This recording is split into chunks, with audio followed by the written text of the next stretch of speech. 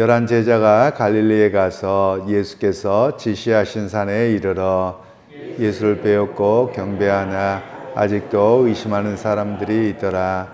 예수께서 나와 말씀하여 이르시되 하늘과 땅의 모든 권세를 내게 주셨으니 그러므로 너희는 가서 모든 민족을 제자로 삼아 아버지와 아들과 성령의 이름으로 세례를 베풀고 내가 너희에게 분부한 모든 것을 가르쳐 지키게 하라. 볼지어다 내가 세상 끝날까지 너희와 항상 함께 있으리라 하시니라. 아멘. 오늘 말씀의 제목은 제자 삼아라 라는 제목으로 함께 말씀을 나누겠습니다. 오늘 본문에서 16절에서 17절에는 11제자가 예수님께서 말씀하신 대로 갈릴리로 갑니다. 그래서 그곳에서 부활하신 예수님을 배웠고 경배하는 그런 내용이 나옵니다. 그리고 그들 중에서 아직도 예수님을 못 믿는 사람들이 있었다, 이렇게 말씀을 하고 있습니다. 마태복음에서는 그가 누구인지에 대해서 전혀 밝히지 않고 있습니다. 그런데 요한복음에서는 그렇게 의심하는 사람이 도마였었다, 이렇게 이야기를 하고 있는데 이 마태복음에서는 오히려 익명성을 요구합니다. 익명성이라고 하는 것은 다른 사람에게 알지 못하는 그냥 아무개가, 이런 의미를 갖고 있습니다. 그러면 마태 사도가 도마인지를 몰라서 기록하지 않은 것이 아니라 일부러 의도를 갖고 그렇게 했습니다. 바로 그런 이유는 오늘날 너희가 지금 핍박의 상황 속에 있는데 그 가운데서 세상의 사람들 중에서 예수를 믿고 따라간다고는 하지만 부활하신 주님을 제대로 믿지 못하고 있는 것은 아닌가라는 바로 익명성에 자기의 이름이 들어가도록 확인해 보도록 하기 위한 의도를 갖고 있었습니다. 그런 면에서 오늘 우리에게도 동일합니다. 지난 주간에 어떤 목사님들하고도 좀 그런 이야기를 나눴습니다만 정말 믿음의 가족들의 장례와 그렇지 않는 사람들의 장례가 이렇게 판이하게 다르더라, 그런 이야기를 서로 좀 나누었는데요. 세상 사람들의 장례 또는 교인들 중에서도 부활을 잘 못 믿는 것 아니냐, 이런 이야기가 나왔습니다. 그게 뭐냐면 우리가 보통 장례식이 되었을 때 믿음 가운데 있으면 이 땅보다도 더 좋은 곳이죠. 하나님 나라가 훨씬 더 좋은 것이죠. 상상을 할 수 없는 것이죠. 그런데도 불구하고 슬퍼하고 있고 아쉬워만 하고 있다라고 하면 그것이 진정한 부활신앙을 갖고 있는 것인가, 또 하나님 나라에 대한 소망을 갖고 살아가는 사람이었었나 라는 그런 이야기를 사실 좀 나누었습니다. 그런 의미에서 기독교인의 장례식은 슬픔의 장례식은 아닙니다. 사실은 기쁨의 장례식이죠. 왜냐하면 예수님께서 우리를 구원하셔서 우리를 천국으로 인도하셨다라는 분명한 확신 속에 있는 것이기도 하고요. 또 바로 그 신앙이 바로 우리의 신앙이어야 함을 말씀하죠. 그런데 마태 사도가 있을 때의 사람들은 뭐를 보냐면 핍박의 상황을 보는 겁니다. 그래서 그 두려움 속에서 어찌할 바 몰라 하는 것이죠.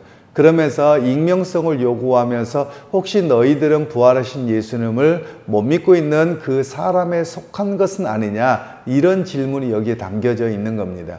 그러니까 오늘 우리에게도 마찬가지입니다.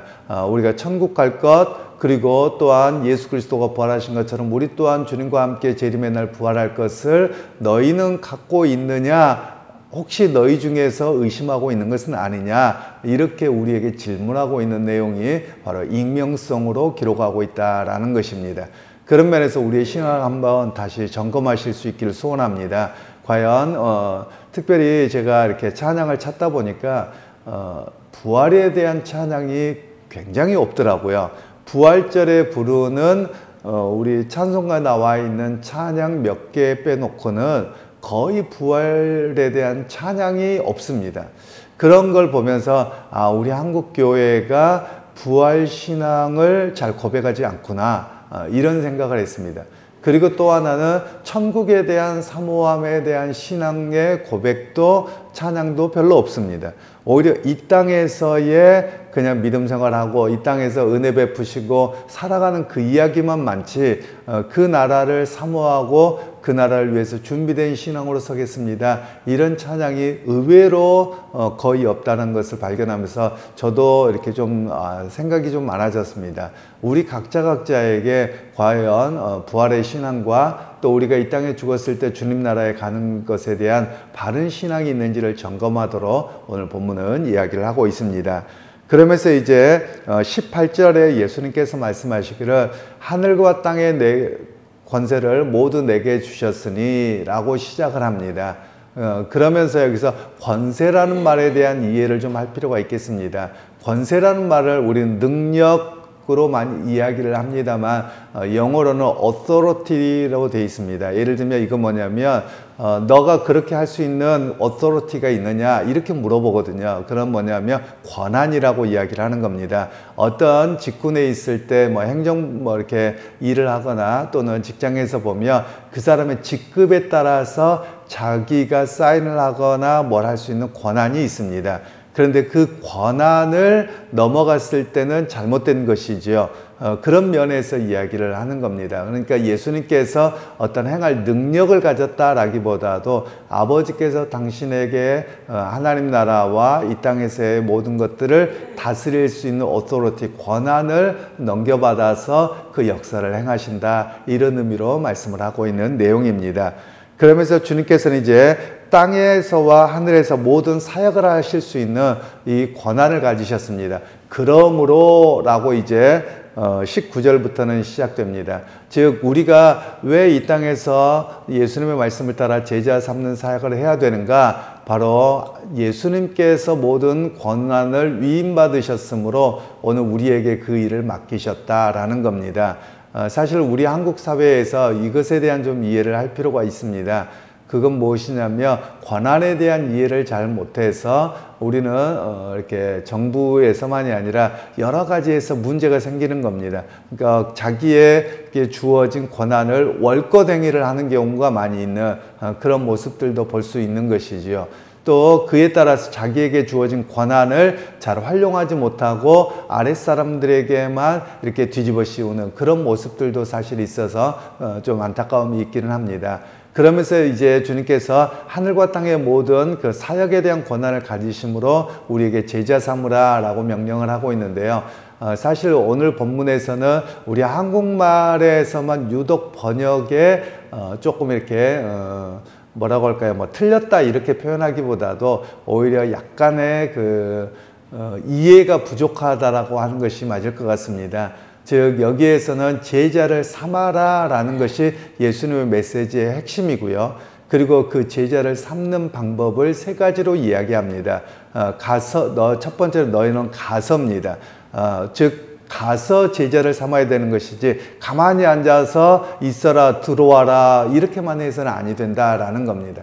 그런 의미에서 교회와 성도들이 해야 될 일들이 무엇이냐? 자기의 삶의 터전으로 가야 되고 그리고 즉 믿지 않는 사람들에게 가서 전도의 사역을 해서 그들을 제자 삼는 자리까지 우리가 나아가야 됨을 이야기를 합니다. 그리고 나서 두 번째로는 아버지와 아들과 성령의 이름으로 세례를 주어서 제자를 삼아라 라고 말씀합니다. 이 말씀은 세례받음으로 끝이 아니라는 거예요. 세례받음은 입문의 과정일 뿐입니다. 그래서 이 사람에게 그렇게 입문의 과정을 통해서 세례를 주고서 결국은 제자를 삼아야 됨을 이야기합니다. 그리고 세 번째는 가서 너희가 가르쳐 지키게 해서 제자를 삼아라 이렇게 되어져 있습니다. 그러니까 조금 더 강도가 깊어지죠. 가서 그 사람에게 세례를 주고 그리고 세례를 주어서 입문의 과정을 통해서 가르쳐 지키게 해서 제자를 삼아야 된다. 예수님은 이렇게 말씀하고 있는 겁니다. 그러면 여기서 제자를 삼는다라고 할 때 제자가 어떤 사람인지에 대한 이해를 우리는 좀 할 필요가 있습니다. 1차적으로 예수님께서는 12명의 사도들을 제자로 삼으셔서 그들을 가르치셨습니다. 그들과 3년을 동고동락하셨습니다. 제자들이 그 순간 많이 무너지기도 했습니다. 예수님의 기적만 바라보았고 눈에 보이는 것만을 쫓아오기도 했고요. 또 십자가에 못 박혀 돌아가시는 그 상황에서는 배신을 하기도 했습니다.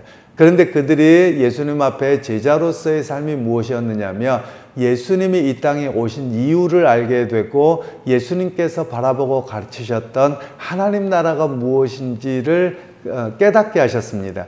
그래서 예수님이 바라보는 시선으로 사람들을 바라보게 하셨고, 예수님께서 아버지의 뜻에 따라서 사역하시는 것을 보게 하셨고, 또 예수님께서 아버지의 뜻에 따라서 고난을 받으시는 그 모든 것을 봐왔습니다.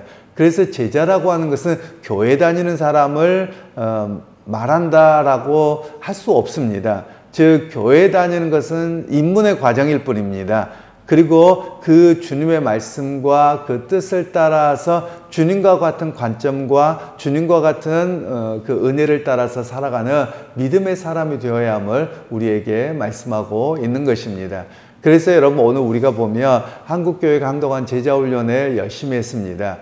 그 제자훈련을 했던 가장 큰 이유는 뭐냐면 단순하게 프로그램이 아닙니다. 제자훈련이라고 하는 것은 예수님께서 제자들과 동고동락하면서 가르치셨어요. 끊임없이 가르치시면서 하나님의 역사가 어떤 일이고 하나님의 일하심이 무엇인가를 시각을 교정하는 겁니다. 여러분 이렇게 생각하시면 됩니다. 예수님은 능력의 분이시죠. 그분이 하나님이시잖아요. 3년을 했어도 한 사람의 배신자가 생겼습니다. 그만큼 제자가 되는 일은 어려운 일이기도 합니다. 그러면 우리는 이렇게 생각할 수 있습니다. 뭐 제자 안 돼도요, 그냥 교회 다니면 됐죠 라고 이야기하는데, 마태복음에서는 너희가 교인이 되라, 또는 다른 데서 교회만 다니면 된다, 이렇게 말한 적이 없어요. 그런데 우리 한국 교회와 또 세계 많은 교회들이 그렇습니다. 대부분이 종교인으로만 만족하려고 하는 것 같습니다. 종교인이라는 말은 교회당에 왔다 갔다 하고 나 할 일 하고 그렇게만 살면 당연히 천국 가고 당연히 그냥 나 예수님 믿는 거지 라고 생각하는 것 같습니다. 그런데 예수님께서는 그렇게 말씀하시지 않으셨습니다. 우리에게 바로 가서 제자들을 삼아라, 이렇게 말씀을 하고 있거든요. 즉 그 이야기는 우리에게 너가 먼저 제자가 돼야 된다라는 겁니다. 주님의 말씀을 따르고 의지하는 그 가치대로 변화되어져 있는 그런 제자가 되어야 함을 말씀하고 있습니다. 그리고 또 하나 여기에서 말씀하고 있는 것은 가서 모든 민족에게 라고 되어져 있지요. 즉 선교적 명령을 이야기를 하고 있는 겁니다. 사실 우리가 조금 한국교회가 이제 성숙해져서 많이 선교사들을 보내고 후원하고 하는 일들로 바뀌기는 했습니다. 그런데 선교에 대한 이해를 우리는 교회가 어느 정도 되고 나고 또 재정적으로나 여력이 남으면 선교할게요, 또는 이런 생각 속에서 여전히 있는 분들이 있습니다. 즉 내가 먼저고 선교가 다음이고 이런 생각을 갖는 것 같습니다. 그런데 우리 주님께서는 교회의 시작 전부터 너희는 가서 모든 민족을 삼아 제자로 삼아라, 이렇게 이야기를 하고 계셨습니다. 그러니까 교회의 역사는 어떤 교회이냐? 바로 선교단체라고 말할 수 있습니다. 교회 자체가 선교단체입니다. 즉 교회라고 하는 것은 우리끼리 모여서 우리끼리 만족하고 감사하고 끝나면 바른 교회 모습은 아닙니다. 교회라고 하는 것은 끊임없이 세상을 향해서 나아가야 되고, 그리고 결국 해외에 있는 수많은 사람들을 구원하기 위한 선교적 역할을 감당해야 되는 바로 선교적 교회가 되어야 된다라는 것을 오늘 본문에서는 이야기를 하고 있습니다. 우리 개인들도 마찬가지입니다. 우리 교인들의 선교헌금도 많이 하시고 이렇게 헌신하시는 것은 내가 가지 못하기 때문에 그렇게라도 후원해서 해야 되겠다, 이런 마음들이지요. 바로 그것이 예수님의 그 제자된 삶을 따라 살아가는 그런 모습이라고 할 수 있죠. 그래서 일반적으로 선교에서는 그런 이야기를 합니다. 예수님이 이 땅에 오신 것 자체가 선교적 마인드였다라고까지 이야기를 합니다. 그리고 예수님께서 실제로 사마리아 여인에게 나아가셨던 일, 그리고 백부장을 고쳐주셨던 일, 다 이방인에게로 가셨거든요. 그러면 이것이 뭐냐? 바로 예수님께서 선교적 모델을 보여주셨고, 그리고 특별히 유대인들이 이 사마리아 지역을 통과하지 않았습니다. 그런데도 불구하고 예수님께서는 그 길로 가셔서 그 여인에게 은혜를 베푸시고 그 여인이 예수를 믿게 되는 제자가 되었다라는 것이죠. 그래서 예수님께서 우리에게 선교적 모델이 되어 주셨음을 말씀하는 겁니다. 그런 의미에서 여러분 오늘 우리가 기도해야 할 내용들이 있지요. 그것은 그냥 주님 내가 단순하게 교회 다닌 것으로 그치지 않고 우리의 시각과 삶이 제자의 삶으로 바뀌기를 원합니다. 이런 고백이 우리에게 있어야만 합니다. 우리가 보통 제자를 이렇게 이해하는 것 같습니다. 제자가 된다는 것은 목사가 된다는 거다. 이렇게 이해하면 안 되는 겁니다. 즉 제자가 된다라는 말이 목사가 된다라는 말이 아니라 목사도 제자가 돼야 되고 교인들도 제자가 돼야 됩니다. 예수님의 제자가 된다라는 말은 어떤 말이냐? 그냥 예수를 믿는다는 말과는 조금의 차원이 다릅니다. 예수님을 믿고 따른다라는 말은 예수님이 믿고 의지했던 그 하나님 나라의 가치를 바라보고 아버지의 뜻을 따라서 말씀으로 우리의 생각과 삶과 모든 것들이 다 바뀌어가는 과정을 바로 제자라고 말할 수 있는 것입니다. 그런데 우리는 교회 다니는 걸로만 만족하고 있다면 사실 큰 문제이지요. 그리고 우리의 생각과 사상과 수많은 것들이 여전히 그냥 옛날부터 살아왔던 방식, 거기에 머물러 있는 것이 우리의 모습이기도 합니다. 그런 면에서 아직 제자가 되기 위해서 더 많은 훈련을 받아야 됨을 우리에게 말씀하고 계시는 것이지요. 그러기 여러분 또한 이것은 선교사들에게만 주어지는 사명이 아니라 우리 모두에게의 사명입니다. 그것은 보통 이런 이야기를 합니다. 원형이라는 말을 이야기합니다. 원형이라는 말은 우리가 어떤 그 물건을 만들 때 판금을 하거나 이럴 때 보면 어떤 걸 하냐면 원틀을 만들어 놓습니다. 그래서 예를 들면 붕어빵을 만들 때 그 원틀을 이야기합니다. 그래서 그 원형이 있으면 그대로 붕어빵을 찍어내는 것이죠. 그처럼 우리에게 말씀하고 있는 것은 결국 내가 다른 사람에게는 원판이라는 겁니다. 내가 예수 믿는 어떤 삶, 그리고 제자가 되어지는 것이 다른 사람에게 그대로 보여지고, 그리고 그도 그 길을 뒤따라오게 하는 것이 바로 제자의 길이다라는 것을 우리에게 말씀하고 계시는 겁니다. 그런 면에서 우리 각자의 삶을 점검하셔서 과연 내가 예수의 제자의 길을 걸어가고 있는가를 점검하실 수 있기를 바라고요. 그리고 여러분 각자에게 주어진 사명들을 잊지 않기를 소원합니다. 즉 여러분들이 그냥 주저앉아 있으면 안 되는 것이고 세상으로 가야 되고 가정으로 가야 되고 삶의 자리로 가서 사람들에게 내가 예수님을 따르는 모형으로서 원형의 모습을 보여주어서 그들에게 제자의 길이 무엇인가를 가르치고 깨닫게 하는 그런 사명이 주어졌음을 잊지 않으실 수 있기를 주님의 이름으로 축원합니다. 하나님 아버지, 오늘도 예수님께서 마지막 우리에게 대위임 명령으로 제자를 삼으라고 말씀하셨습니다. 하나님, 오늘 우리가 그냥 주저앉아 있는 자가 아니라 종교인으로 남지 않게 하시고 예수님이 말씀하시는 은혜와 가치를 따라 설 수 있는 우리 모두가 되게 하여 주옵소서. 예수님의 이름으로 기도하옵나이다. 아멘.